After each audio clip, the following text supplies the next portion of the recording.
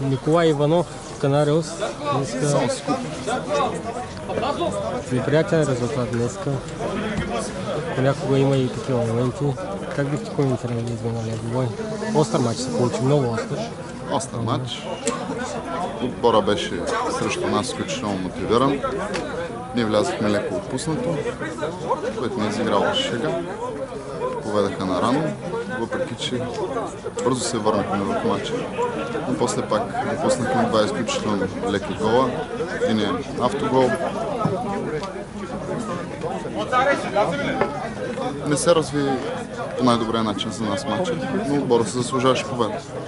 Все пак очаквахте ли такъв развой на събитията? Да, очаквахме да е труден матч, но част от нашия колектив ги няма по неотложени ангажименти и малко или много това се изигра дума. След матча имахте ли контузии така на играчи, направиха ли няколко много остри виждания? Да, аз лично имам доста сериозни наранявания. Това го има в футбол. Какво да очакваме за следващия двубой? Проучихте ли противника, с кой играете? Сега ще имам почивка около сезона. Мислим да се подготвим. Част от нашите хора не напускат, защото влизат в елитната група.